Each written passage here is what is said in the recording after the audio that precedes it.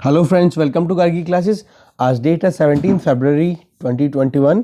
देख लेते हैं इंडियन एक्सप्रेस के एडिटोरियल और आइडिया पेज से इंपॉर्टेंट आर्टिकल्स जो आज हम डिस्कस करने वाले हैं।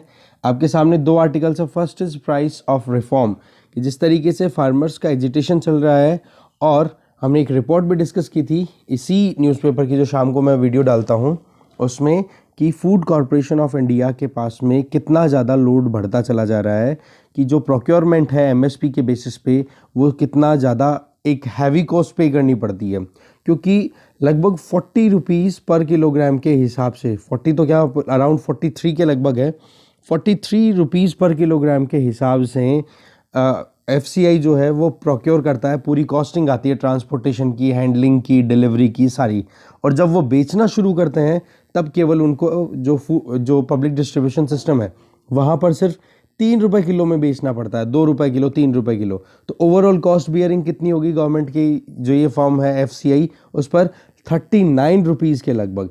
तो ये चीज़ जो है वो लगातार बढ़ती चली जा रही है, और गवर्नमेंट को भी प्रोक्योरमेंट और करनी पड़ेगी, जबकि अब की बार न तो इतनी कोविड-19 जैसी कोई प्रॉब्लम होगी कि जब गवर्नमेंट को फ्री में अनाज देना पड़े लोगों को, ना ही ऐसी। और दूसरी तरफ देखो तो फूड कॉरपोरेशन ऑफ इंडिया के जो गोडाउन्स हैं वो ऑलरेडी भरे पड़े हैं, तो ओवरफ्लो ऑलरेडी ग्रेन हो रहा है। बट वही बात है, फार्मर्स को थोड़ा सा राज़ी करने के लिए ये जो रिफॉर्म्स लाए गए हैं 3 बिल्स के थ्रू, 3 लॉज के थ्रू, उसकी प्राइस गवर्नमेंट को पे करनी पड़ रही है, क्योंकि जो दूसरी पार्टीज है ना वो अब पॉलिटिक्स करने लग गई हैं। फार्मर्स को राज़ी करने के लिए वो वोट बैंक की पॉलिटिक्स करना शुरू कर गई हैं। तो देखेंगे इस आर्टिकल को। दूसरा, द वाइज ऑर्बिटर, इसमें बताया गया है कि 15th फाइनेंस कमीशन ने कितना बैलेंस वे में अपनी तरफ से रिकमेंडेशंस दी हैं, क्योंकि एक आर्टिकल हमने देखा था जिसमें ये बताया गया था कि 15th फाइनेंस कमीशन की रिकमेंडेशंस में क्या क्या कमियां हैं। तो वो कमियां तो आपके पास में अवेलेबल है। आज हम प्लस वाली बातें देखेंगे, तो ऐसे करके एक बैलेंस्ड आंसर आप आराम से बना सकोगे। ठीक है, तो दोनों आर्टिकल्स ये देखेंगे। फिर इसके अलावा आपके सामने द डिजिटल बार्गेन, ऑस्ट्रेलिया में जो लॉ लाया गया है, गूगल, फेसबुक जो कि न्यूज़ कंटेंट यूज़ करती हैं, जबकि न्यूज़ को डेवलप करना, उस कंटेंट को डेवलप करना वहाँ के जो मीडिया हाउसेज हैं उन लोगों को कितनी मेहनत करनी पड़ती है। तो यहाँ पर आप देखोगे कि अगर $100 का अगर काम होता है ना ऑस्ट्रेलिया में, तो $53 तो केवल गूगल ले जाता है, $28 है वो फेसबुक लेता है, और $19 रिमेनिंग जो पार्ट है वो उन कंपनियों के पास में जाता है जो एक्चुअल में कंटेंट डेवलप करती है। तो कितना ज़्यादा आप कह सकते हो कि फ़ायदा उठाया जा रहा था गूगल और फेसबुक के द्वारा। और उसी को रोकने के लिए वहाँ का जो कंपटीशन कमीशन है उसने अपनी तरफ से ये बात उठाई, कि बोला कि यहाँ पर हमें कंपटीशन प्रमोट करना है, ना कि मोनोपोली स्टैब्लिश होने देनी है। अच्छा आर्टिकल है, देखेंगे।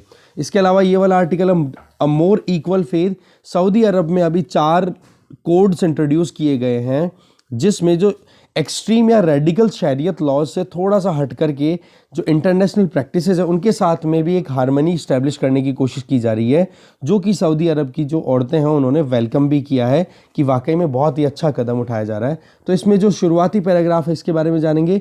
बाकी तो देखो कुरान की वर्सेस बताई जा रही है, उनमें एक ही चीज़ बताई जा रही है कि वुमेन को मैन के इक्वलेंट ही कंसिडर किया गया है कुरान में भी। बट वही है, जिन लोगों को अपनी एक डोमिनेंस क्रिएट करनी थी उन लोगों ने अपने हिसाब से वो काम कंटिन्यू कर दिया। अब अफगानिस्तान में क्या प्रॉब्लम है, तालिबान यही तो कह रहा है ना बार बार कि जैसे रूल आएगा हमारा तो हम फिर से रेडिकल शरीयत लॉ शुरू कर देंगे जहाँ पर औरतों को कोई अधिकार नहीं मिलेगा। तो वो चीज़ें बड़ी एक तरीके से रेट्रोस्पेक्टिव हो जाती हैं, ठीक है ना, वो ज़्यादा इतनी ठीक नहीं है। ठीक है, तो यहाँ पर इसका थोड़ा सा क्रक्स लेंगे इस आर्टिकल का। बाकी मोटा मैंने आपको बता दिया, ये बिल्कुल काम का आर्टिकल नहीं है। आगे चलते हैं। आइडिया पेज पे अगर हम देखें तो जेंडर एंड पनिशमेंट, अभी जो ग्रेटा थर्नबर्ग और दिशा रावी का जो अरेस्ट की, दिशा रावी को तो अरेस्ट कर लिया और ग्रेटा थर्नबर्ग की इमेजेस को या जो उनके पुतले हैं उनको जलाया गया। तो यहाँ पर राइटर बहुत ही एक इम्पॉर्टेंट पॉइंट पिक करना चाह रहे हैं कि किस तरीके से हमारे देश में अभी भी जो वुमेन के अगेंस्ट में जो एक कह सकते हैं ना एंजाइटी है दिमाग में, मेल डोमिनेंस है, मस्कुलिनिटी के ऊपर ज़्यादा विश्वास किया जाता है, वो चीज़ यहाँ पर दिखाई दे रही है, क्योंकि दिशा रावी के अरेस्ट पर किसी ने कोई बड़ी आवाज़ उठाई नहीं है। देखेंगे, एग्जाम्पल्स भी दे रहे हैं यहाँ पर राइटर कि किस तरीके से हमारे यहाँ पर मार्जिनलाइज सेक्शन में कंसिडर हो रही है वुमेन कंटिन्यूसली, जबकि वो चाहे एजुकेशन हो चुकी हो उनकी अच्छी, चाहे उनका एम्पावरमेंट करने के लिए कितना ही कुछ किया जा चुका हो। देखेंगे इस आर्टिकल को। तो 2 आर्टिकल हो गए, सऊदी अरब वाला और एक इंडिया वाला वुमेन को लेकर के। ये वाला आर्टिकल बिल्कुल डिस्कस नहीं करेंगे, फार्म लॉ से रिलेटेड है। इधर हम देखेंगे पीबी सावंत, ठीक है, जस्टिस पीबी सावंत जिनका अभी डिमाइस हुआ है, तो उनके बारे में बताया जा रहा है कि किस तरीके से उन्होंने एकदम इम्पोर्टेंट जो जजमेंट्स थे, इम्पोर्टेंट जो भी केसेस थे, उनमें अपनी स्टेटमेंट जो थी वो आज भी रेलेवेंट है और हमें उन पर ध्यान देने की ज़रूरत है। तो इस आर्टिकल में भी कुछ इंपॉर्टेंट चीज़ें हैं वो देखेंगे, जैसे कि section 123 of representation of people act 1951, ऐसे ही एसआर बोमई केस, उसके बारे में भी थोड़ा यहाँ पे जानने को मिलेगा। दोनों चीज़ें देखेंगे। तो इस तरीके से अब आर्टिकल्स को देखते हैं डिटेल में। प्राइस ऑफ रिफॉर्म, देखो गवर्नमेंट ने अपनी तरफ से रिफॉर्म्स लाने की कोशिश की है। बहुत बार बोला गया था कि एग्रीकल्चर में रिफॉर्म इंट्रोड्यूस नहीं किए गए, जबकि 1991 में एलपीजी पॉलिसी हमने अडॉप्ट कर ली थी। तो सर्विस सेक्टर और मैन्युफैक्चरिंग सेक्टर को बहुत फ़ायदा हुआ, बट एग्रीकल्चर सेक्टर को बिल्कुल भी फ़ायदा नहीं हुआ। तो ये एग्रीकल्चर रिफॉर्म के लिए 3 कानून लाए गए थे। उसका क्या हुआ सर कि फार्मर जो है वो सड़क पर उतर गए, कौन से रीजन में, पर्टिकुलरली पंजाब, हरियाणा और वेस्टर्न यूपी वाले। अब इस गैप का आप देखोगे, इस पूरी मुद्दे को एक पॉलिटिकल कलर भी मिल गया है, जहां पर कांग्रेस और राष्ट्रीय लोकदल जैसी पार्टी जो हैं वो महापंचायत रैलीज निकाल रही हैं कि कैसे भी करके वोट बैंक हमारा इंक्रीज कर लिया जाए। आप देखोगे गवर्नमेंट एजेंसीज़ की अगर बात, गवर्नमेंट एजेंसीज़ की पर्टिकुलरली एफसीआई की बात करें तो 52 मिलियन टन का मतलब पिछले साल प्रोक्योरमेंट हुआ था, जिसमें राइस का प्रोक्योरमेंट हुआ था 52 मिलियन टन, और जबकि वीट का प्रोक्योरमेंट हुआ था 39 मिलियन टन, जो कि कंबाइन मिनिमम। और ओवरऑल आप देखोगे इसकी एमएसपी और इसकी एमएसपी मिला करके देखोगे तो गवर्नमेंट को कितना पे करना पड़ा था, लगभग 2,16,988 करोड़ रुपए। अब देखोगे ये बहुत ज़्यादा था, और अब की बार तो लग रहा है कि इस रिकॉर्ड को भी क्रॉस कर जाएगा कि राइस की परचेजिंग, या फिर आप देखोगे क्योंकि खरीफ सीजन का जो प्रोडक्शन था वो भी अच्छा हुआ है, और रही सही में अब की बार ये जो विंटर टाइम पे जो एक कह सकते हो कि जो क्लाइमेटिक सिचुएशन थी वो भी फेवरेबल रही थी। तो अब की बार तो वीट जो कि रबी की क्रॉप है, जब उसकी हार्वेस्टिंग होगी तो लेट मार्च तक आते आते मंडियों में पहुंच जाएगा। तो इस तरीके से राइस और वीट की प्रोक्योरमेंट और बढ़ेगी। अब इसकी वजह क्या है, देखो जी 3 लॉज लाए गए हैं, अब वहाँ पर पॉलिटिक्स करनी शुरू कर दी है। तो गवर्नमेंट भी अपनी तरफ से क्या कर रही है, फार्मर्स को पैसिफाई करने की कोशिश करेगी, राजी करने की कोशिश करेगी। तो इस वजह से गवर्नमेंट अब प्रोक्योरमेंट जो है वो ज़्यादा से ज़्यादा करने की कोशिश करेगी, उसमें पर्टिकुलरली एमएसपी के लिए। क्योंकि एक चीज़ बार बार आ रही थी कि एमएसपी को गवर्नमेंट ख़त्म करना चाह रही है। तो गवर्नमेंट यहाँ से अपनी तरफ से एक स्टैंड क्लियर करना चाहती है कि एमएसपी थी, एमएसपी है और एमएसपी रहेगी। ये बात प्रधानमंत्री मोदी जी ने भी कही थी अपने स्पीच में। ऐसे यूनियन बजट के टाइम पे हमारी जो फाइनेंस मिनिस्टर निर्मला सीतारमण जी, उन्होंने भी एक सिग्निफिकेंटली मतलब डिटेल्ड आउटकम बताया था कि किस तरीके से सीरियल्स की परचेजिंग जो है वो इंक्रीज की जाएगी। और केवल सीरियल्स ही नहीं, इसके अलावा पल्सेज हैं, कॉटन है, इनकी भी प्रोक्योरमेंट गवर्नमेंट अब इंक्रीज करेगी। तो चीज़ क्या आ रही है क्लियर, वही बात मेन तो कि कैसे भी करके फार्मर्स को ये चीज़ इंश्योर कर दी जाए कि एमएसपी को विड्रॉ करने का कोई मूड नहीं है गवर्नमेंट का। देखो यहाँ से एक चीज़ तो अपरेंट है, मतलब बड़ी क्लियर होती हुई दिखाई दे रही है कि फार्मर्स है ना, वो जो एजिटेशन कर रहे हैं जो भी, तो इसका कुछ ना कुछ कॉस्ट तो गवर्नमेंट को पे करना पड़ रहा ही है। ठीक है, फरवरी 1 की अगर बात करें तो लगभग 82.2 मैट्रिक टन की बात करें तो पब्लिक स्टॉक में राइस और वीट ऑलरेडी है, और वो अगर और बढ़ जाएगा तो इस टाइम पर आप देखोगे लगभग 100 मिलियन टन का अगर बात की जाए, उससे भी ज़्यादा इकट्ठा होना शुरू हो जाएगा ग्रेन। तो ओवरफ्लो होगा। अब लॉकडाउन के टाइम पे तो चलो एक अपॉर्चुनिटी थी कि चलो ठीक है, जो गरीब लोग हैं उनके बीच में आप फ्री ऑफ कॉस्ट ग्रेन उनको अवेलेबल करा रहे थे प्रधानमंत्री गरीब कल्याण योजना के अंतर्गत। अब तो आपके, और साथ में 2 से 3 किलोग्राम का जो प्रोविज़न है जिसके बेसिस पे नेशनल फूड सिक्योरिटी एक्ट में हम ग्रेन अवेलेबल कराते हैं, बट ऐसा लिक्विडेशन का ऑप्शन अब अवेलेबल नहीं है। क्योंकि देखो ड्रॉट के इवेंट होते हैं तो एक बात हो सकती है, या फिर कोई फ्रेश पेंडेमिक आता है तो एक बात अलग हो सकती है। बाकी करंट सिचुएशन अगर चलती रहती है तो गवर्नमेंट के पास में एक्सेस में ही ग्रेन पड़ा रहेगा और उनको फिर चूहे ही खाएंगे। तो इस तरीके से जो टैक्स पेयर्स की हार्ड अर्न मनी है उसका मिसयूज भी होता हुआ दिखाई दे रहा है। सही में एफसीआई ग्रेनरीज की बात करें वो ओवरफ्लो पहले से ही हो रही है। इकोनॉमिक कॉस्ट की बात की हमने, जिसमें प्रोक्योरिंग कॉस्ट, स्टोरिंग और डिस्ट्रीब्यूटिंग, ये सारी की सारी वीट और राइस की लगातार बढ़ती चली जा रही है। और आप देखोगे कि वीट के ऊपर 30 रुपये पे करने पड़ते हैं पर किलोग्राम के ऊपर, और राइस के ऊपर लगभग 43 रुपीज़ पर किलोग्राम के हिसाब से पे करने पड़ते हैं। तो इसमें आप अगर वीट को 2 रुपए किलोग्राम के हिसाब से अगर किसान मतलब जो गरीब है उनका अवेल कराते हो तो 28 रुपए तो गवर्नमेंट को पॉकेट से देने पड़े ना सब्सिडी के तौर पे। सेम चीज़ अगर 3 रुपए किलो के हिसाब से अगर चावल देते हो सब्सिडाइज रेट में तो गवर्नमेंट को 40 रुपए देने पड़ेगी नहीं 1 किलो के ऊपर। तो ये चीज़ भी कहीं ना कहीं अनसस्टेनेबल दिखाई देती है, इस पर हमें ध्यान देने की ज़रूरत है।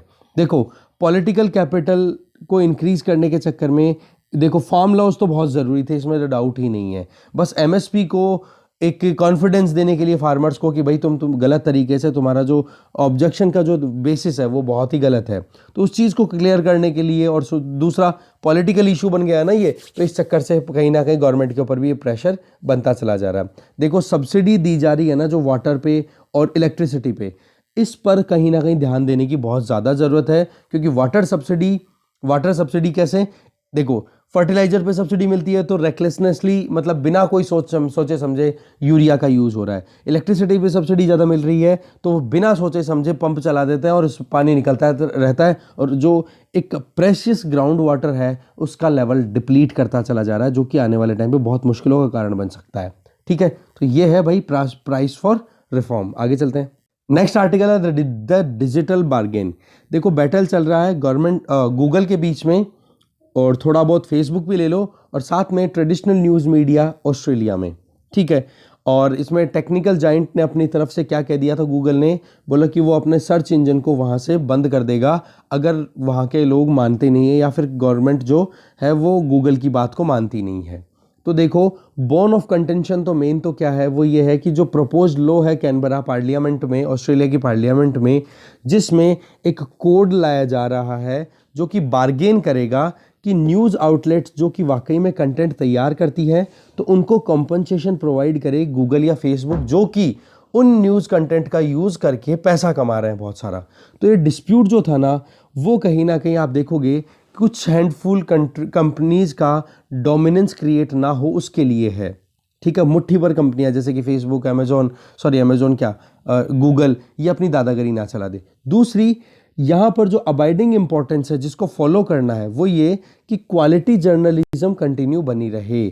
आप देखोगे कि इंफॉर्मेशन अपने आप में आज बहुत इंपॉर्टेंट एसेट बन चुका है, और उसका अगर आप जनरेट करो और कोई और यूज़ करे तो वो एज इट इज़ कुछ कंटेंट को वेरिएशन नहीं कर रहे हैं, बस केवल अपने गूगल सर्च इंजन पे वो शो कर देते हैं और उसके हिसाब से वो पैसे कमाते हैं, तो वो चीज़ बहुत गलत हो जाती है। इसके अलावा रेवेन्यू मॉडल के लिए भी घातक हो जाती है, तो बिजनेस ऑर्गेनाइजेशन के लिए भी परेशानी का कारण बन सकती है। तो प्रपोज्ड लॉ है ना जिसमें कि मीडिया के लिए को थोड़ी बहुत कॉम्पनसेशन प्रोवाइड की जाए, तो ये कोई मीडिया वॉचडॉग ने नहीं उठाई है ये बात कि हाँ मीडिया की जो तरफदारी करते हैं वो लोग बोल रहे हैं।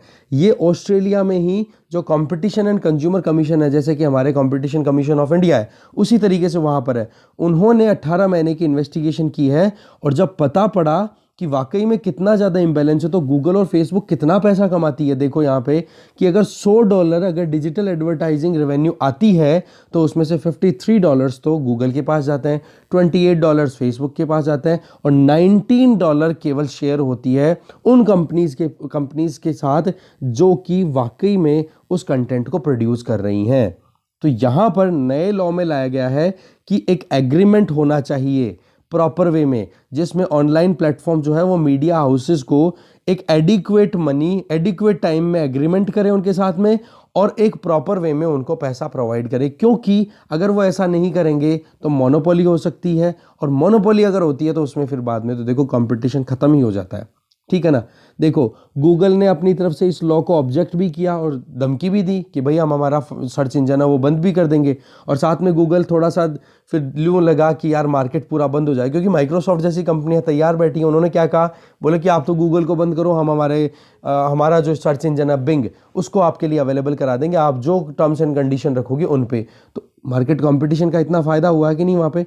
बट गूगल ने भी फिर सोचा कि ये तो गड़बड़ हो जाएगी, तो ये कहा कि न्यूज़ शो केस करके एक उन्होंने अपनी तरफ से एक लॉन्च किया है कि कैसे भी करके राजी किया जाए इनको, जो ऑस्ट्रेलिया के जो मीडिया हाउसेज हैं उनको।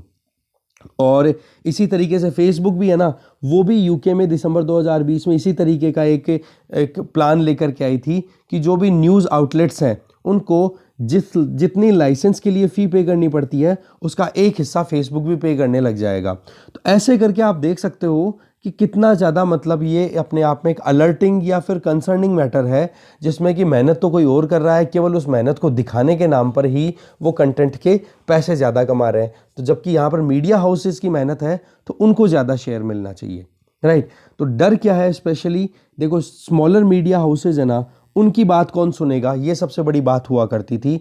अगर ये कानून बन जाता है जैसे ही ऑस्ट्रेलिया में, तो एक तो ये क्या सारे कंट्रीज़ के लिए अपने आप में एक मैसेज भी देगा कि भाई आप भी अपने मीडिया हाउसेज, जो कि छोटे मीडिया हाउसेज हैं, कोई अभी स्टार्ट ही किया है जिसने काम, या फिर इसका कोई बड़ा स्केल नहीं है काम करने का, तो उन लोगों को भी एक फेवर मिलेगा, एक सपोर्ट मिलेगा। नहीं तो ये डिजिटल बेमौत है ना, ये बहुत ज़्यादा खतरनाक साबित हो जाते हैं, ये सुनते ही नहीं है। जो फार्मर्स का डर है ना हमारे यहाँ पे, कि अगर कॉरपोरेट फार्मिंग को आप अलाउ करोगे, कॉन्ट्रैक्ट फार्मिंग को, तो बोले कि ये बड़ी बड़ी कंपनियां हमारी सुनेंगी ही नहीं, ये भी तो एक कंसर्न था ही ना। तो वही चीज़ यहाँ पर है कि स्मॉलर मीडिया हाउसेस की बात सुनता कोई नहीं है, तो उनको प्रोटेक्शन देने के लिए, उनको बार्गेनिंग पावर देने के लिए ये लॉ बहुत इंपॉर्टेंट है। देखो टेक्नोलॉजी है, इसने देखो बहुत कुछ चेंज किया है, इसमें डाउट नहीं है। आज एंटरटेनमेंट अपने आप में एक बहुत बड़ा एग्जाम्पल है, जहाँ पर बड़े बड़े स्टूडियोज़ जो हैं उन्होंने तो अपनी तरफ से नए प्लेटफॉर्म्स लॉन्च कर दिया। जैसे कि डिज्नी की बात करें, डिज्नी चैनल आता था, खुद के हिसाब से अपने खुद का प्रोडक्शन होता है, तो उन्होंने अपनी खुद की हॉटस्टार के साथ में कोलैबोरेशन करके कर लिया, डिज्नी हॉटस्टार आप देखते हो। तो नेटफ्लिक्स और अमेजोन को टक्कर देने में इनको प्रॉब्लम नहीं आई, बट यहाँ पर छोटे जो प्लेटफॉर्म है उनको तो मुश्किलों का सामना करना पड़ेगा ही ना। तो मोनोपोलिस्टिक इश्यूज को हाईलाइट ना होकर के उनको कंट्रोल करना, जैसे गूगल और फेसबुक जो अपनी दादागिरी चलाना चाहते हैं, उनको रोकना बहुत ज़रूरी है। उनकी जो एल्गोरिदम लेड जो पूरी सर्च होती है, जिसमें वो ज़्यादा से ज़्यादा अपने आप को हाईलाइट करवाने में सक्सेसफुल होते हैं, जो एल्गोरिदम मतलब कोडिंग होती है एक तरीके की, जिससे कि आपकी बिहेवियर को अंडरस्टैंड करते हैं यूजर्स की को, और फिर वो अपने हिसाब से ही शो करती है कि हाँ आपकी बारी, अगर ये यूपीएससी के बारे में पर्टिकुलर स्टूडेंट यूट्यूब पे सर्च कर रहा है, तो इसको यूट्यूब के ऊपर जब भी रिकमेंडेशन दो तो यूपीएससी से रिलेटेड या रेलेवेंट वीडियोस को ही दिखाओ। तो वो जो एल्गोरिदम है ना, इस तरीके से क्या होता है, ये अपनी मोनोपोली चलाते रहते हैं और यूजर्स को अपनी तरफ अट्रैक्ट करते रहते हैं। बट ज़रूरत क्या है, डाइवर्सिटी को प्रिजर्व किया जाए, मीडिया लैंडस्केप हो और साथ में मेरिट भी मेंटेन हो कि हाँ वाकई में कौन क्वालिटी कंटेंट दे रहा है, उसको ज़्यादा प्रमोशन मिले। देखो रेगुलेशन के स्पेक्टर में देखें, मतलब जहाँ पर रेगुलेशन के अलग अलग प्लेटफॉर्म्स हैं, वहाँ पर कंपनीज़ को प्रॉफिट शेयरिंग के लिए राजी करना या उनको कन्विंस करना बहुत ज़्यादा ज़रूरी है, क्योंकि कंटेंट क्रिएट जो करता है उसको बहुत मेहनत करनी पड़ती है, और अगर उनको उसका कॉम्पनसेशन या उसका जो एक मेहनताना नहीं मिलेगा, तो फिर बाद में एक रियल जो एक होता है ना कि वाकई में जो आउटकम आना चाहिए, जो एक बैलेंस वे में फोर्थ पिलर ऑफ डेमोक्रेसी जिसको हम मीडिया बोलते हैं, वो काम नहीं कर पाएगा। रही सही में अगर ये डिजिटल जाइंट्स अपनी मोनोपोली लगातार बढ़ाते चले गए, तो जैसे ट्विटर अपनी तरफ से क्या कह रहा है, और जैसे फेसबुक के ऊपर लॉ सूट रजिस्टर किया हुआ है यूएस गवर्नमेंट के द्वारा, तो ये कोई ऑस्ट्रेलिया में कन्फाइंड नहीं है ना इंडिया में, ये सभी डेमोक्रेसीज में है। देखो चाइना तो कम्युनिस्ट कंट्री है, वो तो लगाम लगा सकता है सेकंडों में, बट इन कंट्रीज़ को बहुत सोच समझ के आगे चलने की ज़रूरत है। जैसे कि हमने कल एक बात भी की थी ना, सी राजा मोहन का जो आर्टिकल था, उसमें यही तो थी कि सभी डेमोक्रेटिक कंट्रीज़ की गवर्नमेंट्स हैं, उनको साथ में आना चाहिए और फिर काम करना चाहिए। ऐसे ही ओल्ड मीडिया हाउसेस को और न्यू मीडिया हाउसेस के बीच में आप देखोगे क्या होता है, ऑस्ट्रेलिया की गवर्नमेंट कितना सक्सेसफुल हो पाती है ये नेगोशिएशन कराने में, वो देखने वाली बात है। आगे चलते हैं। नेक्स्ट आर्टिकल है द वाइज ऑर्बिटर। आर्टिकल लिखा है सुशील कुमार मोदी के द्वारा। देखो 1952 की बात है जब पहला फाइनेंस कमीशन स्टैब्लिश हुआ था, और उसके चेयरमैन थे केसी नियोगी। लिख लो, बहुत इंपॉर्टेंट फैक्ट है ये। और उनकी रिकमेंडेशन चलने वाली थी उस फाइनेंस कमीशन की 1952 से 57 तक उनका टेन्योर था, काम किया था उन्होंने। और अब इसी लाइन में 15th फाइनेंस कमीशन है, उन्होंने भी अपनी तरफ से बहुत ही मुश्किल परिस्थितियों में, बहुत ही ज़्यादा चैलेंजिंग टास्क होने के बावजूद भी उन्होंने अपनी रिपोर्ट जो है वो सबमिट की, चाहे कोविड-19 की बात करो या फिर और तरीके की कोई क्राइसिस इंडियन गवर्नमेंट या इंडियन इकोनॉमी फेस कर रही हो। पहली बार ये कमीशन ने अपनी तरफ से रिकमेंडेशन दिया, जो कि 6 सालों के लिए अपनी तरफ से प्लान किया है, जो कि 2020 से 2026 तक चलेगा। 9th और 11th कमीशन जो थे फाइनेंस कमीशन, उन्होंने भी इंटरिम रिपोर्ट दी थी, पर उनका जो टोटल स्पैन था वो 5 ईयर से ज़्यादा नहीं था। आर्टिकल 280 के अंडर में प्रेसिडेंट ऑफ इंडिया कॉन्स्टिट्यूट करते हैं फाइनेंस कमीशन को। ओके, 15th फाइनेंस कमीशन की अगर बात की जाए तो इन्होंने न्यू और यूनिक डिमांड्स अपनी तरफ से पुट कर रही है कि कैसे भी करके जो मेजर चैलेंजेस हैं उनको हम कैसे एड्रेस कर सकते हैं। इसमें शुरुआत में जब इनको टर्म्स ऑफ रेफरेंसेस दी गई थी उनमें एक था कि 2011 की पॉपुलेशन सेंसस के बेसिस पे भी आप रिकमेंडेशन दो कि स्टेट्स को कितना टैक्स डेवोल्यूशन मिलना चाहिए सेंट्रल टैक्स पूल में से। पर उस चीज़ का सदर्न स्टेट्स ने बहुत ज़्यादा ऑब्जेक्शन किया था। ये कहा था कि हमने तो पॉपुलेशन को कंट्रोल करने की पूरी कोशिश की है, नदर्न या हिंटरलैंड स्टेट्स जो हैं उन्होंने बिल्कुल भी एफर्ट्स नहीं डाले हैं, और आप उनको अगर पॉपुलेशन के बेसिस पे अगर ग्रांट ज़्यादा देते हो तो ये तो डिस्करेजमेंट है, हम क्यों फिर पॉपुलेशन को कंट्रोल करें। ठीक है, तो एक तो ये कंटेंशन का इशू था शुरुआत में। इसके अलावा अब की बार जो फाइनेंस कमीशन की रिकमेंडेशन है इसमें नॉन लैप्सेबल डिफेंस फंड बनाया गया है। नॉन लैप्सेबल का मतलब कि अगर इस साल में उस फंड में कुछ पैसा आया और उसका यूज़ नहीं कर पाई है गवर्नमेंट, तो वो पैसा ख़त्म नहीं होगा, उसमें अगले साल का जो पैसा आएगा वो एड ऑन हो जाएगा, लैप्स नहीं होगा पैसा, ये कहने का मतलब है। तो सर्टेन पैरामीटर के बेसिस पे जो परफॉर्मेंस होगी उनको एक इंसेंटिव प्रोवाइड करना कि हाँ वाकई में हमारी आर्मी है, मिलिट्री है, डिफेंस जो सेगमेंट है उसको हमें और इंक्रीज़ करने की ज़रूरत है। इसके अलावा कमीशन ने अपनी तरफ से और भी कुछ इंपॉर्टेंट काम किए हैं जो कि आप हरक्यूलियन टास्क बोल सकते हो। That means very hard task were perform by this finance commission. Union और स्टेट के बीच में जो आप देखोगे अभी डोमेस्टिक एनवायरनमेंट कितना बुरा चल रहा है, अनसर्टेनिटी, जिसमें कि जीएसटी कलेक्शन भी वीक हो गया था, और आप देखोगे कि कोविड-19 के टाइम पे जितना क्राइसिस आया था तो उसमें कैसे कितना पैसा भी डालना पड़ा था, और डिमांड आ रही थी एक्सपर्ट्स के द्वारा बार बार कि फिस्कल स्टिमुलस दो, पैसा खर्च करो, इकोनॉमी को बूस्ट करने के लिए हम गवर्नमेंट को आगे ज़्यादा से ज़्यादा बढ़ना पड़ेगा। तो उसका रिजल्ट हम देख भी सकते हैं कि बजट में इंफ्रास्ट्रक्चर पे ज़्यादा से ज़्यादा पैसा खर्च करने की कोशिश की जा रही है, क्योंकि इंफ्रास्ट्रक्चर शॉर्ट टर्म में थोड़ा बहुत अगर फ़ायदा करती है तो लॉन्ग टर्म में बहुत ज़्यादा बेनिफिट होता है इंफ्रास्ट्रक्चर अगर हमारे देश की अच्छी रहती है तो। ठीक है, तो कितनी ज़्यादा परिस्थितियाँ थी मुश्किल जो ग्लोबल पेंडेमिक ने अपनी तरफ से और ज़्यादा ग्रेव बना दी थी।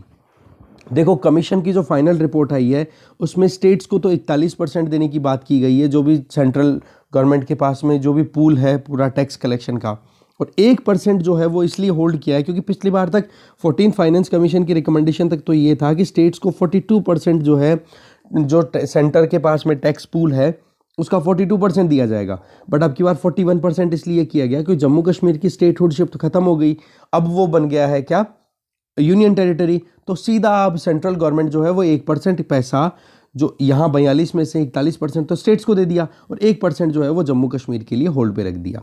रही सही में हॉरिजॉन्टल डिस्ट्रीब्यूशन की बात भी करें तो एक हार्मोनाइजेशन स्टैब्लिश करने की बात की है कि दो स्टेट्स के बीच में इक्वालिटी ज़्यादा से ज़्यादा है। और दूसरा प्रिंसिपल कौन सा, किस सिद्धांत के आधार पे दिया गया है ये हॉरिजॉन्टल डिस्ट्रीब्यूशन, मतलब स्टेट्स के बीच में किस बेसिस पे पैसा डिवाइड किया गया है, एक्सपेंडिचर की नीड की, किसको कितना खर्चा करने की ज़रूरत है, इक्विटी पे ध्यान दिया है जिससे कि समानता ज़्यादा आ सके स्टेट्स के बीच में, और स्टेट्स की परफॉर्मेंस पर भी ध्यान दिया गया है। इसके अलावा आप देखोगे एफिशिएंसी क्राइटेरिया को भी इंट्रोड्यूस किया गया है, और इसी के साथ में एफिशिएंसी क्राइटेरिया कैसे कि टैक्स कलेक्शन कितना अच्छा किया जा रहा है और फिस्कल एफर्ट वो स्टेट कितना लगा रहा है कि कैसे भी करके इकोनॉमी को क्राइसिस से बाहर निकाला जाए। ठीक है, तो उस पर भी लगभग 12.5% का वेटेज दिया गया है।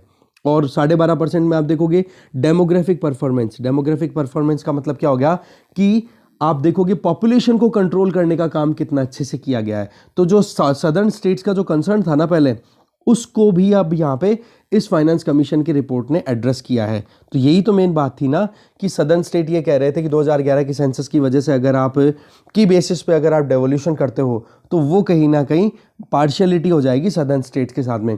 पर 12.5% अगर वेटेज डेमोग्राफिक परफॉर्मेंस की पॉपुलेशन को कंट्रोल करना और जो पॉपुलेशन ग्रोथ है उसको रिप्लेसमेंट रेट तक ही लेकर के आ जाना, मतलब कि 2.1 अगर फर्टिलिटी रेट आ जाती है, टोटल फर्टिलिटी रेट अगर 2.1 आ जाती है, इसका मतलब ये है कि पॉपुलेशन को केवल रिप्लेस करने वाली ही पॉपुलेशन ग्रो कर रही है, ऐसा नहीं कि बहुत ज़्यादा पॉपुलेशन ग्रोथ हो रही है। तो उसके लिए उन्होंने एफर्ट डाले हैं सदर्न स्टेट्स ने, तो उसके लिए भी उनको बेनिफिट मिला है। तो इस तरीके से ये कितना अच्छा काम किया है। दूसरा सेकंड कोर फंक्शन क्या होता है फाइनेंस कमीशन को जो इंटरेस्ट किया हुआ है वो ये कि प्रिंसिपल्स की मतलब वो सिद्धांत निर्धारित करे, वो प्रिंसिपल्स डिटरमाइन करे जिनके बेसिस पे स्टेट गवर्नमेंट्स को ग्रांट दी जाती है सेंट्रल गवर्नमेंट के द्वारा, चाहे वो स्टैच्यूटरी हो या फिर नॉन स्टैच्यूटरी हो। तो कमीशन ने अपनी तरफ से लगभग 10,33,062 करोड़ रुपए का रिकमेंडेशन दिया है ग्रांट के तौर पे। ठीक है, कितने सालों के लिए? 2021 से 2026 के बीच में। और इनमें भी ब्रॉडली इन्होंने कैरेक्टराइज क्या किया है कि किन बेसिस पे ये ग्रांट दिया जाएगा। Number 1, grant for local governments. Local government बहुत इंपॉर्टेंट है। Grant for revenue deficit. इसी रेवेन्यू डेफिसिट ग्रांट, अगर वाकई में स्टेट्स के पास में पैसे की कमी रही है, टैक्स कलेक्शन नहीं हो पाया है इकोनॉमिक हार्डशिप की वजह से, तो उनको ग्रांट दी जाए, उनको छूट दी जाए या उनको पैसा प्रोवाइड किया जाए। इसी तरीके से लोकल गवर्नमेंट जो है, पंचायती राज इंस्टीट्यूशंस हैं या अर्बन लोकल बॉडीज़ हैं, उनको प्रमोशन के लिए जो पैसा देना चाहिए सेंट्रल गवर्नमेंट को, वो भी एक प्रोविज़न किया है। इसी तरीके से तीसरा प्रोविज़न किया गया है कि डिजास्टर मैनेजमेंट के लिए भी सपोर्ट प्रोवाइड किया जाए स्टेट्स को। ऐसे ही सेक्टर स्पेसिफिक ग्रांट भी देने की बात कि हाँ, हेल्थ सेक्टर में, एजुकेशन सेक्टर में, इंफ्रास्ट्रक्चर सेक्टर में तो सेक्टर स्पेसिफिक ग्रांट भी, तो स्टेट स्पेसिफिक ग्रांट भी। स्टेट स्पेसिफिक का मतलब कि कौन सी कैटेगरी का वो स्टेट है, जैसे कि हिमालयन स्टेट है या नॉर्थ वेस्टर्न डेजर्ट एरिया वाला स्टेट है, कोस्टल स्टेट है, इस तरीके से देखकर, या नॉर्थ ईस्ट का स्टेट है, उसके बेसिस पे भी ग्रांट्स अलॉट की गई है। देखो, ग्रांट बहुत इंपॉर्टेंट रोल प्ले करती हैं जहां पर स्टेट्स को डायरेक्टली सपोर्ट प्रोवाइड किया जाता है। ये एक इक्वलाइजिंग एफर्ट होता है जहां पर जैसे हिमालयन स्टेट्स हैं, वहां पर एक्टिविटीज़ इतनी ज़्यादा अच्छे से नहीं हो पाती, इकोनॉमिक एक्टिविटीज़, तो वो स्टेट्स थोड़े से गरीबी के शिकार रहते हैं, तो उन लोगों को सपोर्ट थोड़ा ज़्यादा की ज़रूरत होती है as compare to those states जो कि कोस्टल रीजन में है, वहाँ पर ट्रेड बहुत अच्छे से होता है। बट कोस्टल रीजन में आप देखोगे तो नेचुरल डिजास्टर्स की प्रॉब्लम रहती है, जैसे कि साइक्लोन काना वेस्ट बंगाल में, उड़ीसा में, आंध्र प्रदेश में, तो उनको उसके हिसाब से बेनिफिट प्रोवाइड किया जाता है। तो इससे क्या होता है कि जो सोशल सर्विसेज है ना, बेसिक सोशल सर्विसेज, जिसमें हम एजुकेशन और हेल्थ को बहुत ज़्यादा इंपॉर्टेंट समझते हैं, उन पर भी ध्यान दिया गया है फाइनेंस कमीशन के द्वारा। तो ये आपके लिए बहुत प्लस पॉइंट्स हैं। नेगेटिव पॉइंट्स हम ऑलरेडी देख चुके हैं। इसके अलावा परफॉर्मेंस बेस्ड क्राइटेरिया, ठीक है, उसको भी बहुत ज़्यादा इंपॉर्टेंस दी गई है कि वाकई में एक स्टेट अगर ट्रांसपेरेंटली, अकाउंटेबिलिटी के साथ में काम करता है और वाकई में जो एक्सपेंडिचर जो कर रहा है, खर्चा जो कर रहा है, उसको देख भी रहा है कि कहीं गलत खर्चा तो नहीं हो रहा है।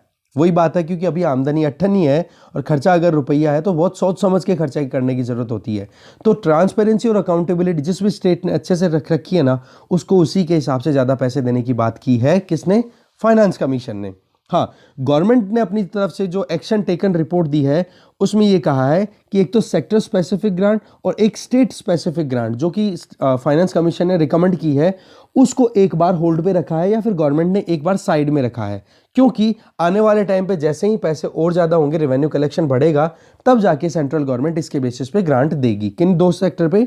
5 में से सेक्टर स्पेसिफिक और स्टेट स्पेसिफिक ग्रांट जो है वो एक बार होल्ड पे रखे हुए हैं। ओके, साथ में फाइनेंस कमीशन को यह भी कहा गया था कि आप एग्जामाइन करो कि रेवेन्यू डेफिसिट कितनी ज़्यादा हो रही है स्टेट्स को। तो जब रेवेन्यू डेफिसिट का पता किया तो फाइनेंस कमीशन ने रिकमेंड किया कि आपको देने की ज़रूरत है स्टेट्स को एक फाइनेंशियल सपोर्ट की, क्योंकि टैक्स कलेक्शन बहुत कम हो पाया है। तो ऐसे करके 2,94,514 करोड़ मतलब 2,94,000 लगभग 3 लाख करोड़ हो गए। ठीक है, 3 लाख करोड़ रुपए आप ग्रांट दो स्टेट्स को, जैसे कि केरला, बहुत ज़्यादा वहाँ पर स्ट्रेस चल रही है अभी, वेस्ट बंगाल में, पंजाब में, ये लगातार वो स्टेट्स हैं जहाँ पर जो रेवेन्यू डेफिसिट है वो लगातार बनती चली जा रही है, ट्रेजरी पे स्ट्रेस बहुत ज़्यादा है। तो ये लगातार एक डेट लेगेसी है इनके पास में, बहुत ज़्यादा कर्जा रहता है इन स्टेट्स के पास में। तो इनको सपोर्ट देने के लिए मना नहीं किया फाइनेंस कमीशन ने, इवन रिकमेंड किया है। इसी के अलावा लोकल गवर्नमेंट्स को सपोर्ट देने के लिए भी रिकमेंडेशन कितनी की गई है कि आप इनको ग्रांट दो स्टेट्स को 4,36,361 करोड़ रुपए 2021 से 26 के बीच में। ये डेटा बड़ा काम का है क्योंकि ये 5 साल का प्रोविज़न कर रहा है ना, तो ये थोड़े रिकमेंडेशन आप लिख लोगे तो आप कभी सजेशन दो कि गवर्नमेंट को क्या करना चाहिए, तो बोला फाइनेंस कमीशन ने ये रिकमेंडेशन दी थी और इतना रुपया खर्च करने की ज़रूरत है यहाँ पे। तो लोकल गवर्नमेंट को भी प्रमोशन देने की बात की गई है। तो अपनी तरफ से बहुत कुछ कोशिशें की गई है 15 फाइनेंस कमीशन के द्वारा। देखो, इसके जो पूर्वज थे, मतलब प्रेडेसेसर्स कौन से? 14 फाइनेंस कमीशन और उसके पहले के, उन्होंने एंट्री लेवल कंडीशन पे ध्यान रखा। कुछ एंट्री लेवल कंडीशंस रखी, उसके बेसिस पे ग्रांट देने की बात करते थे वो लोकल गवर्नमेंट को।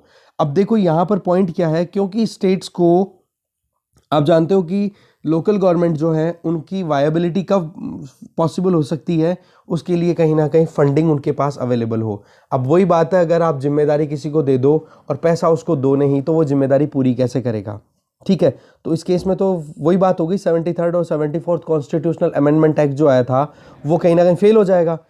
और साथ में हमें ये भी पता है कि 73rd कॉन्स्टिट्यूशनल अमेंडमेंट एक्ट के बेसिस पे स्टेट फाइनेंस कमीशन भी स्टैब्लिश किया हुआ था, तो उसको भी तो पैसे की ज़रूरत पड़ती है ना, तो ये ग्रांट बहुत हेल्प प्रोवाइड करता है।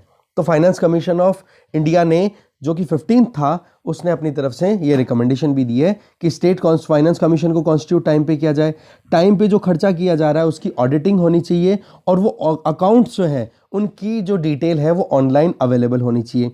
इसके अलावा नोटिफाई किया जाए कि एक कंसिस्टेंट ग्रोथ रेट को फिक्स इंश्योर किया जा सके, और वो भी पर्टिकुलरली कहाँ पर, जो अर्बन लोकल बॉडीज़ हैं वहाँ पर प्रॉपर्टी टैक्स से जो रेवेन्यू कलेक्ट होता है अर्बन लोकल बॉडीज़ को, वो थोड़ा सा इंक्रीज हो, जिससे कि इस ग्रांट का लोड जो है वो सेंट्रल गवर्नमेंट या फिर स्टेट गवर्नमेंट के ट्रेजरीज पर ज़्यादा भारी ना पड़े। तो ये चीज़ भी इन्होंने अपनी तरफ से कॉशियसली बताई है। इसके अलावा जो रिकमेंडेशन दी गई है कि कैसे भी करके जो लोकल बॉडीज़ हैं उनको ड्रिंकिंग वाटर के लिए भी काम करना होता है, सैनिटेशन की फैसिलिटी के लिए भी, सॉलिड वेस्ट मैनेजमेंट के लिए भी, फिकल स्लज मैनेजमेंट के लिए भी इतना कुछ खर्चा करना होता है। और साथ में स्वच्छ भारत मिशन और जल जीवन मिशन जैसे प्रोग्राम, जो कि बहुत ही एम्बिशियस प्रोग्राम है नेशनल गवर्नमेंट के या यूनियन गवर्नमेंट के, उनको भी फुलफिल करने की ऑब्लिगेशन है अर्बन लोकल बॉडीज़ पे, तो उसके लिए भी उनको ग्रांट देना ज़रूरी होता है। तो ये काम हमारे 15 फाइनेंस कमीशन ने किया है। इसके अलावा पहली बार 15 फाइनेंस कमीशन ने रिकमेंडेशन दी है कि लगभग 8,000 करोड़ रुपए स्टेट गवर्नमेंट को दिया जाए, जिससे कि नई जो सिटीज़ डेवलप की जा रही हैं, लगभग 8 नई सिटीज़ डेवलप की जाएंगी, उनको हर एक को 1,000 करोड़ रुपए की फैसिलिटी दी जाए। इससे क्या होगा कि मिलियन प्लस जो भी सिटीज़ डेवलप हो रही हैं उनको ज़्यादा से ज़्यादा फैसिलिटी प्रोवाइड की जाए, सपोर्ट दिया जा सके, कि जिससे वर्ल्ड क्लास सिटीज़ डेवलप हो पाए। एक एयर क्वालिटी का सबसे बड़ी प्रॉब्लम है, एयर पॉल्यूशन बहुत ज़्यादा हो रहा है। इसके अलावा एक सर्विस लेवल पे जो वाकई में एक सपोर्ट मिलना चाहिए, जैसे स्वच्छ भारत मिशन के अंडर में ये जो टेम्पोज आते हैं घर पे जो कचरा कलेक्ट करने के लिए, उनको, साथ में सॉलिड वेस्ट मैनेजमेंट, सैनिटेशन, इसके लिए भी तो पैसे की ज़रूरत होती है ना। तो इसलिए फाइनेंस कमीशन ने अपनी तरफ से बहुत ज़बरदस्त तरीके से ये सपोर्ट दिया है कि लोकल बॉडीज़ की जो प्रॉब्लम है उसको हमें सपोर्ट करने की ज़रूरत है, मतलब ख़त्म करने की ज़रूरत है, क्योंकि प्राइमरी हेल्थ इंफ्रास्ट्रक्चर भी हमें बूस्ट करना है। तो उसके लिए भी 70,051 करोड़ रुपए का अपनी तरफ से ग्रांट का रिकमेंडेशन दिया है फाइनेंस कमीशन, 15 फाइनेंस कमीशन ने। ऐसे ही कमीशन ने अपनी तरफ से रिकमेंडेशन दी है कि जो स्टेट्स हैं उनका अब रोल प्ले होना इम्पोर्टेंट है, कि स्टेट्स भी अब कंट्रीब्यूट करें। एक आप कह सकते हो national level disaster risk mitigation fund establish करने की बात की गई है। यहाँ पे देखो कमीशन ने रिकमेंड किया कि अब सेटिंग अप करने की ज़रूरत है, जिसमें स्टेट और नेशनल दोनों लेवल पे अब डिजास्टर रिस्क मिटिगेशन का मतलब डिजास्टर हो जाए तो उसके बाद में उसके लॉसेस को मिनिमाइज करना, ऐसे फंड की ज़रूरत है। तो ये जो प्रोविज़न है ये कहीं ना कहीं डिजास्टर मैनेजमेंट एक्ट के साथ में कंप्लायंस रखता है, और ये बहुत ही सही टाइम पे बताया गया है जब पेंडेमिक से हम बहुत ज़्यादा परेशान हो रहे हैं।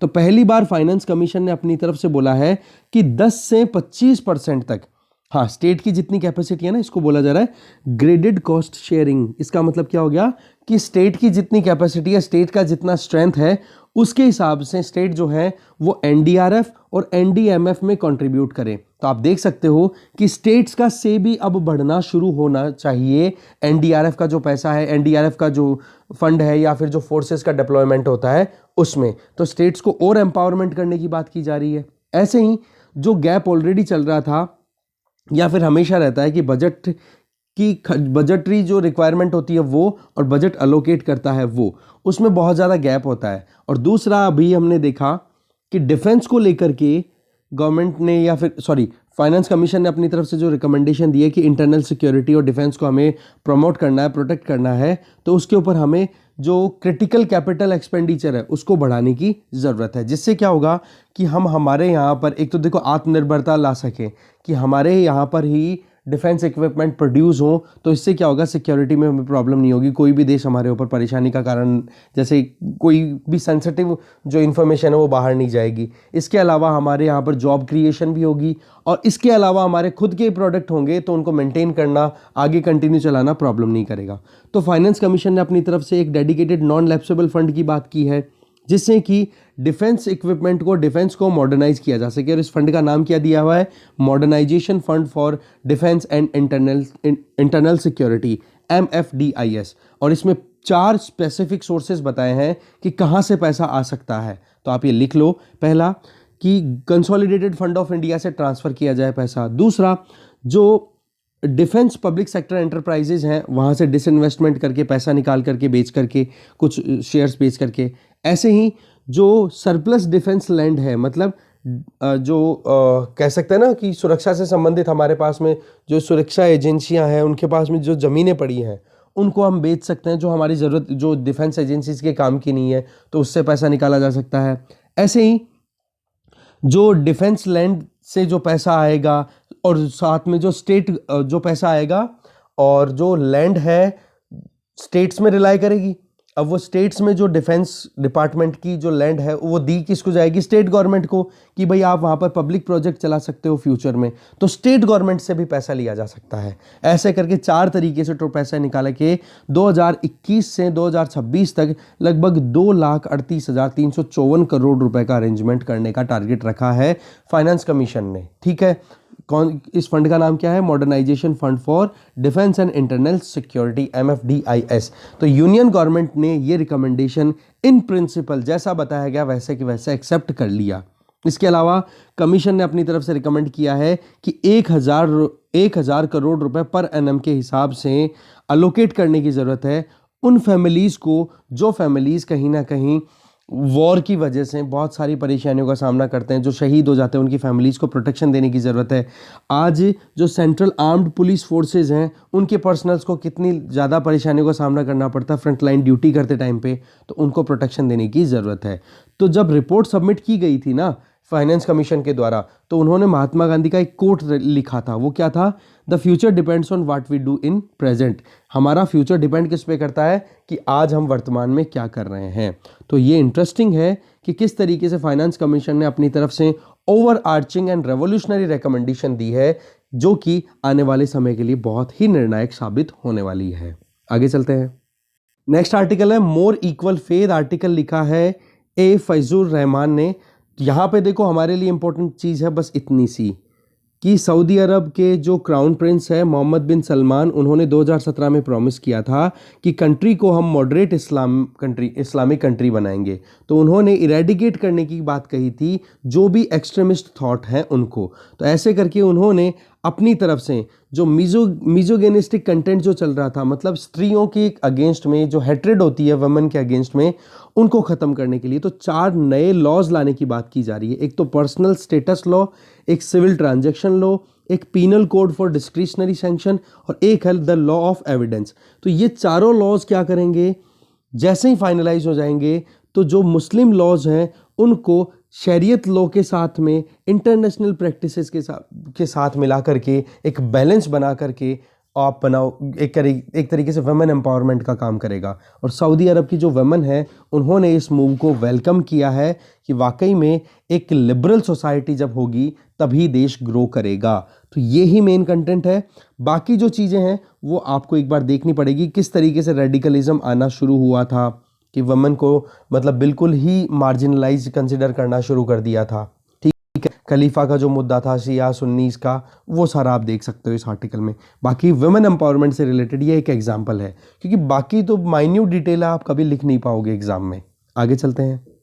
सिमिलरली वुमेन एम्पावरमेंट तो हमने देखा, अब वुमेन डिसएम्पावरमेंट जो इंडिया में नोटिस किया जा रहा है उसके लिए थोड़ा हाईलाइट देखते हैं। जेंडर एंड पनिशमेंट, ये आर्टिकल लिखा है संजय श्रीवास्तव ने, कि दिशा रावी का अरेस्ट हो गया क्योंकि उन्होंने टूल किट है जो शेयर कर दिया।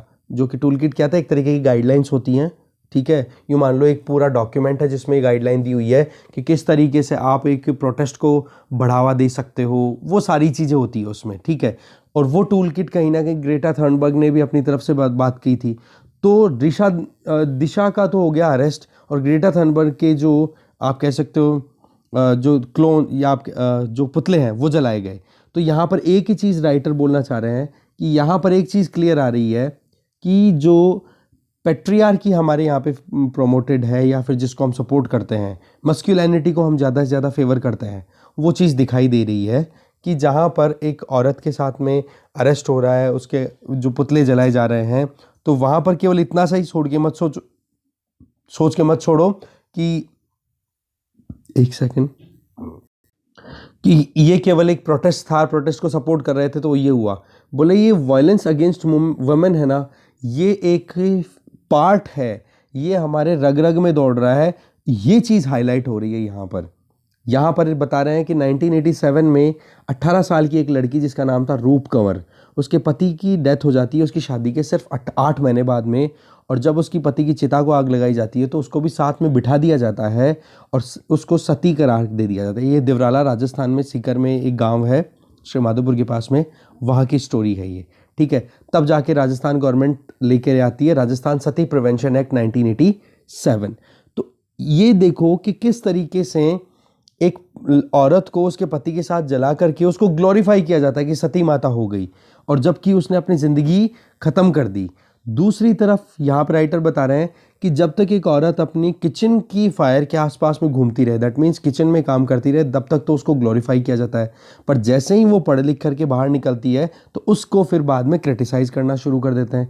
ऐसे ही बहुत सारे केसेस आते हैं कि जब डॉवरी की डिमांड की जाती है और वो फुलफ़िल नहीं करते हैं ब्राइड के घर वाले, तो उनको मारना, उनको कभी और परेशानियाँ करना, हारेसमेंट का सामना करना पड़ता रहता है लगातार।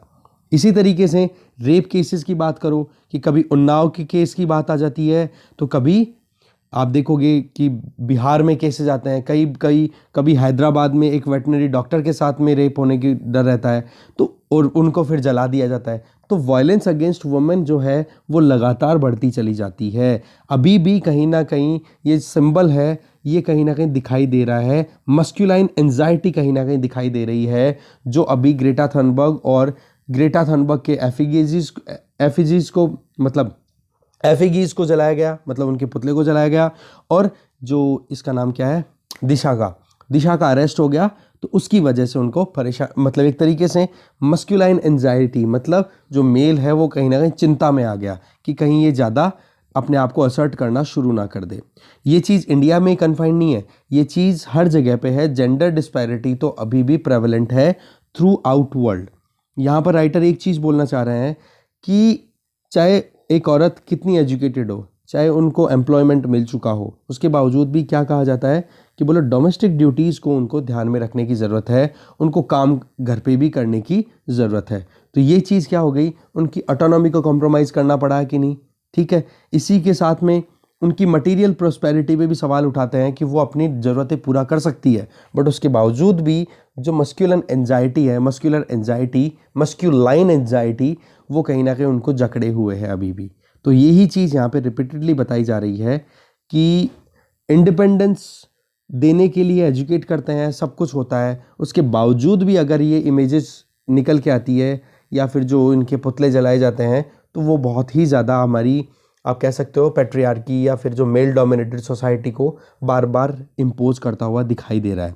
इसके अलावा एक चीज़ और बता रहे हैं कि जो पुतले जलाए गए हैं तो ये तो मेल के भी जलाए जा सकते हैं और जलाए जाते हैं, बट उस टाइम पर राइटर क्लियर बोल रहे हैं कि इसका मतलब ये नहीं है कि मैं यहाँ पे कुछ हाईलाइट करना चाह रहा हूँ। राइटर ये बोलना चाह रहे हैं कि मेल का अगर पुतला जलाया जाता है तो मेल का पुतला जलाए, दैट्स ओके, कोई प्रॉब्लम नहीं है, बट फीमेल का जब पुतला जलाया जाता है तो वहाँ पर ये क्लिक होता है कि हमारी सोसाइटी में क्या चल रहा है। तो इस एंजाइटी को हमें ठीक करने की ज़रूरत है। सोशल और नेचुरल रिलेशंस को हमें एक प्रॉपर वे में बैलेंस करने की ज़रूरत है। जेंडर पैरिटी आनी चाहिए, डिस्पैरिटी नहीं होनी चाहिए, ठीक है। और एक्चुअली जो जितना कुछ भी ये सिंबॉलिक दिखाई देता है ना, वो इतना सिंबॉलिक है नहीं। अब धीरे धीरे ये चीज़ें बहुत ज़्यादा डीप रूट्स बना चुकी हैं। आगे चलते हैं। फाइनल आर्टिकल है, that is in a court of his own. Justice P B. Sawant के बारे में लिख रहे हैं। ये बोल रहे हैं कि इन्होंने मंडल आयोग की जो रिकमेंडेशन थी जिसके बेसिस पे ओबीसी को रिजर्वेशन मिला था वो, और एस.आर. बोमई जजमेंट जो कि स्टेट सेंटर रिलेशन के लिए, सेक्युलरिज्म को लेकर के लिए बहुत ज़्यादा अपनी इंपॉर्टेंस रखते हैं ये दोनों वर्डिक्ट।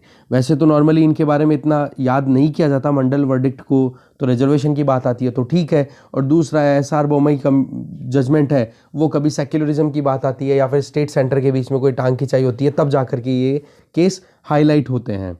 पर राइटर यहाँ पे बताना चाह रहे हैं, देखो इसमें तो बाकी तो उनसे रिलेटेड ही बातें बताई जा रही है, वो इतना काम का है नहीं।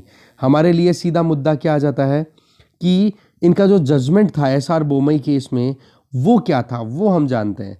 उसमें ये कहा था उसकी सेक्युलरिज्म कितना ज़्यादा इम्पोर्टेंट है हमारे लिए, कि हमारा जो रिप्रेजेंटेशन ऑफ पीपल एक्ट 1951 है उसका सेक्शन 123 है, उसका एक सब सेक्शन है 3।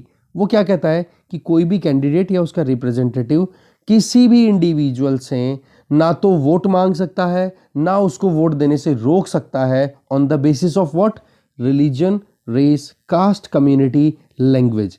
इनके आधार पर ना तो वोट मांग सकता है ना किसी को वोट देने से रोक सकता है। और इसी का एक सबसेक्शन है 3A।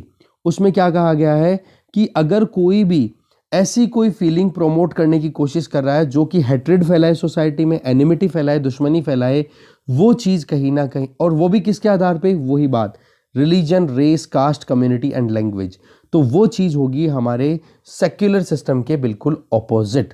तो ये चीज़ जो है बिल्कुल क्लियर दिखाई देती है और इसी को पॉइंट किया गया था एसआर बोमई केस में। तो कई बार पूछ लिया जाता है कि आरपीए 1951 के सेक्शन 123 ये किससे एसोसिएटेड है, तो ये पैराग्राफ बहुत इंपॉर्टेंट है, आप इसको बिल्कुल भी मिस ना करें। इसके अलावा जब जजमेंट दिया गया था एसआर बोमई केस में, तो जस्टिस सावंत ने अपनी तरफ से क्या कहा था वो देखो कि जब कभी भी कोई डिस्कशन होता है सेक्युलरिज्म पे और कॉन्स्टिट्यूशन को अगर हम ध्यान में रखें, तो हमें हमारा एटीट्यूड क्या आता है कि स्टेट का जो है वो रिलीजन से कोई लेना देना नहीं है, और रिलीजन को किसी को भी प्रमोट होने से स्टेट रोकेगा नहीं, ठीक है, ना तो रिलीजियस सेक्ट से, ना रिलीजन डिनोमिनेशन से, ना तो अपने आप को एसोसिएट रखेगा और ना किसी को प्रमोट होने से रोकेगा। तो इसका मतलब ये नहीं है कि स्टेट जो है वो कहीं ना कहीं थियोलॉजिकल है। हमारा कहने का मतलब अगर कोई अपने रिलीजन को प्रमोट कर रहा है, स्टेट उसमें कोई प्रॉब्लम नहीं क्रिएट कर रहा है या मना नहीं कर रहा है, इसका मतलब हमारा देश कोई, आप कह सकते हो कि थियोलॉजिकल थोड़े ना हो गया।